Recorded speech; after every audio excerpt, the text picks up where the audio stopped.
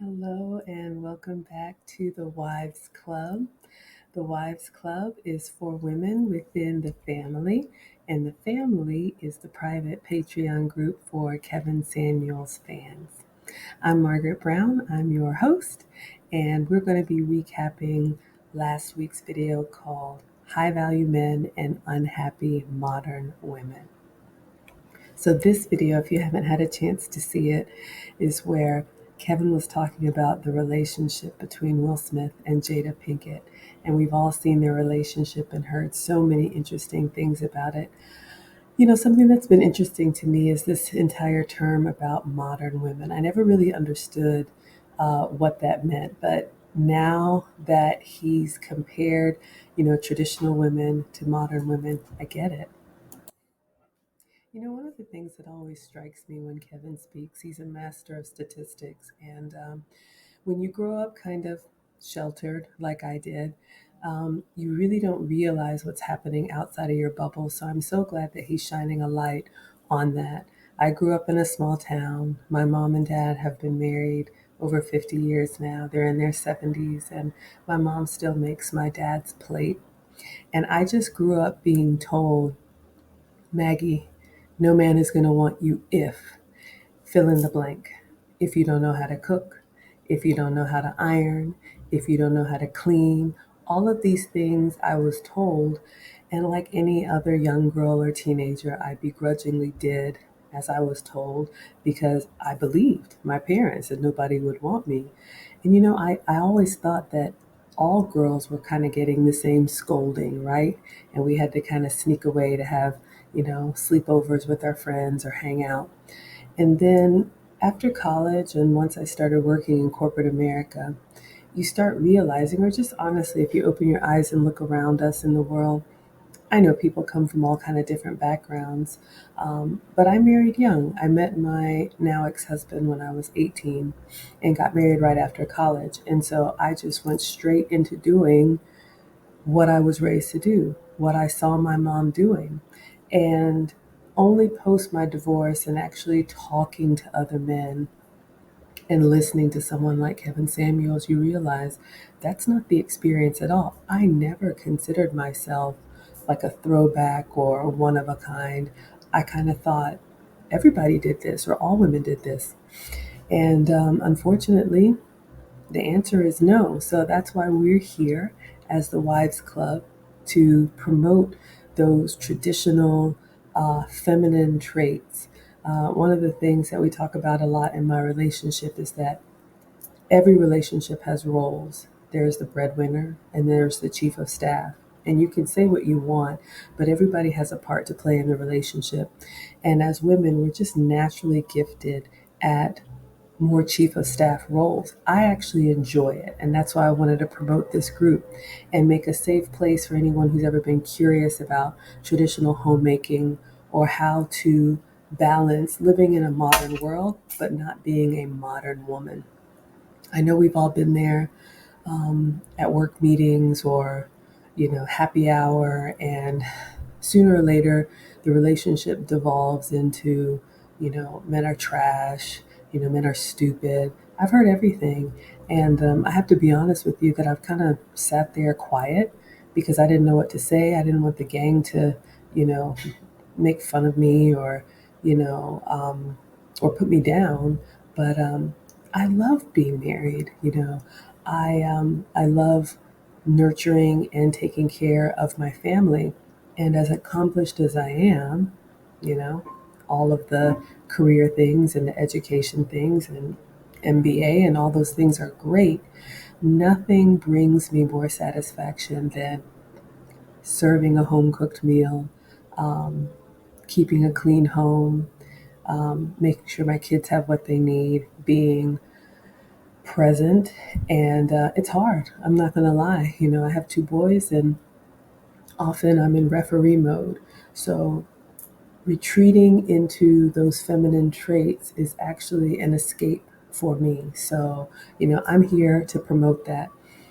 Modern women, I remember seeing this on my college campus.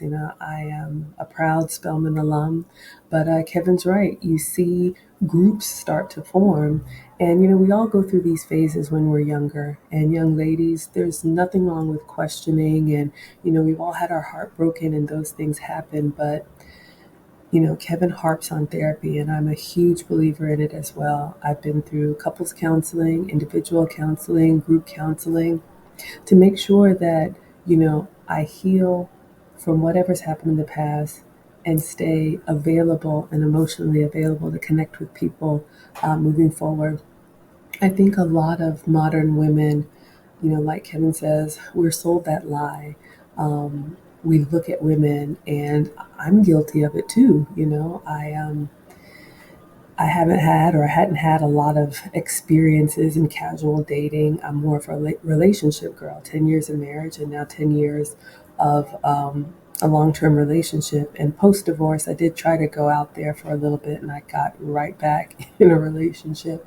But I remember sitting around and listening to women's salacious stories about, what they did and who they did it with, and pages of men that they've been with. And, I remember thinking, man, I'm boring, I'm lame, I'm square.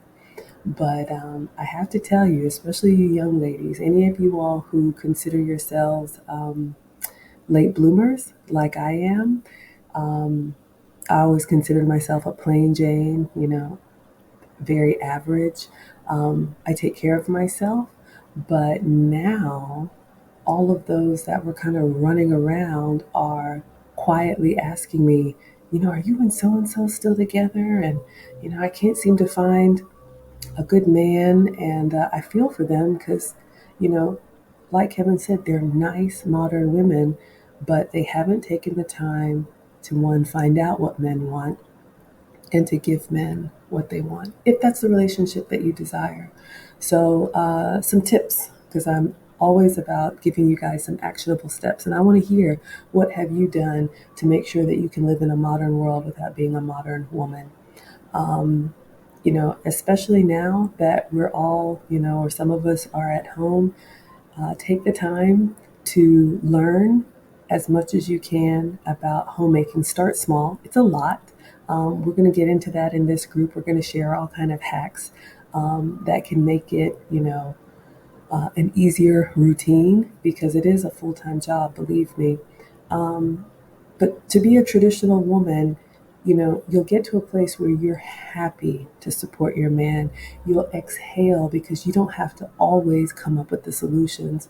I'll be honest with you guys, in my marriage, it was more 50-50. And I can't tell you how many times I was like, well, what's the plan? And I would wait. And, those of us who are, go-getters, it's very scary when there isn't a plan, and so you feel like you have to jump in and create that plan, and then you just spiral into this more masculine behavior, and you wonder why you're angrier, and you wonder why you're sharper, and you wonder why you're shorter, temper. We're not supposed to be, that way. Trust your man. um, if you find a man that's worthy of it, he definitely has your best interest in mind. That's just how they think. I'll give you guys a lot of insights that I've learned going from a modern relationship to a traditional relationship, and I'm extremely happier now. Um, also one of the things that I've had to learn.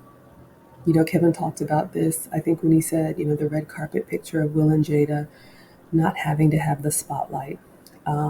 That's something that, especially when you're an outgoing person and you're a social person, like I consider myself, it's fun to sometimes want to jump out there and, everything's a Kodak moment. But I've learned, um, I don't have to know everything. I have to trust. And it's hard in the beginning, but then you get to a point where you're like, that burden is relieved and you can ask, if you really want to know, or you can just trust. Don't interfere. Um, we're very social as women. We want to talk through things. I know I talk as I'm thinking, and sometimes, men go away and they think, and then they may share later. And during that time, it kind of, you can be like, well, what's going on? What are we going to do? What are the plans?